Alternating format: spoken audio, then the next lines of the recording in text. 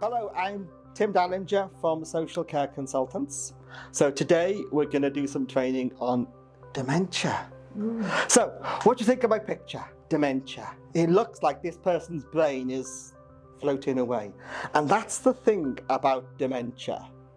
It is stealthy, sneaky, insidious. It sneaks up on people a little bit at a time, and they don't realise it's happening to them. So let's look at what we're going to cover. We're going to cover what is dementia, or as they call it in Wales, dementia. I don't know why they call it dementia, but often that's what people say, isn't it? Dementia. They think it's different than Alzheimer's, where in reality, Alzheimer's is a type of dementia.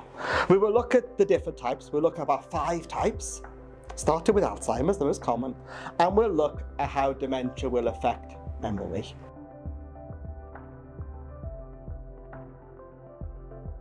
Because there's an increasing number of people that they'll be caring for that have dementia, but there'll be an even larger number of people that haven't been diagnosed with dementia, and it's care professionals like those that work for Living at Home that are often the people who are going to recognise the first signs.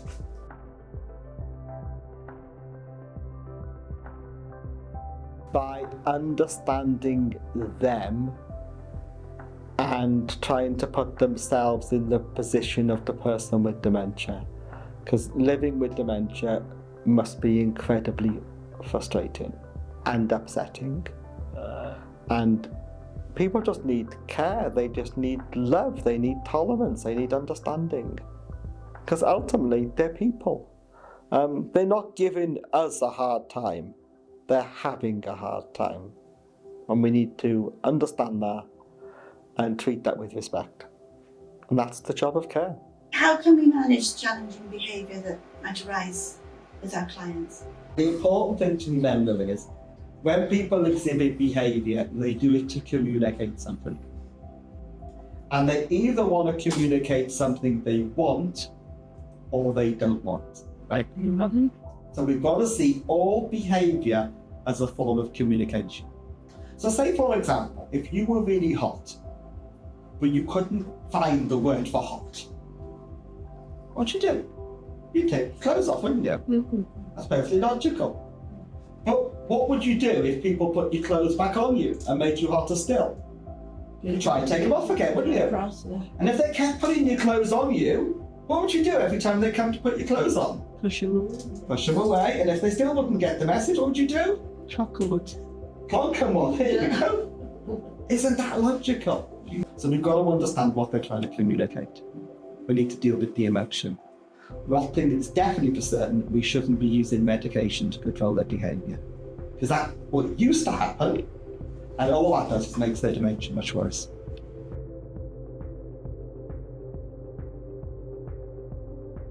Physical safety and psychological safety, but we focus quite a lot on physical safe environments, but we need to think equally about people's psychological safety. But dementia has sort of affected that and robbed that, hasn't it? So it's about making people feel as safe as they could be. I actually think that we need to think more about psychological safety, because I think we've got physical safety covered. We're going to do a simulation exercise now, because sometimes dementia can affect people's senses. So would you please put the glasses on first? So you all look super cool now, okay? Now will you put the gardening gloves on?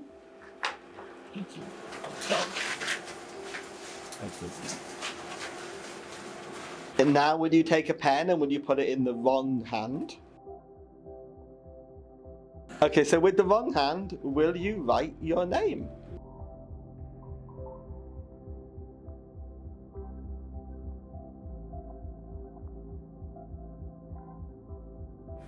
And then will you write your date of birth?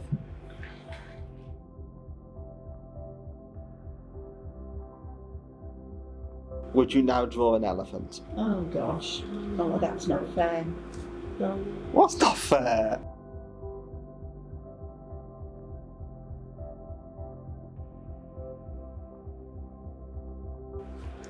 So what was that like to try and do that, where your vision is affected, your hands are affected, Very difficult. and it's the wrong hand. How can we support the families of the people who have a dementia diagnosis? When we care for someone with dementia, we've got to care for them plus their family. And it's about giving the family information about dementia, but also you showing them that you understand dementia, you understand their family member, but also quite a lot of explaining about why you're doing stuff.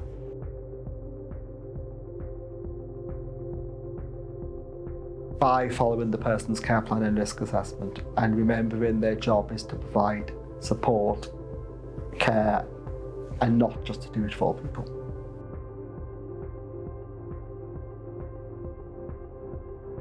They were really, really good. They were a credit to the care profession.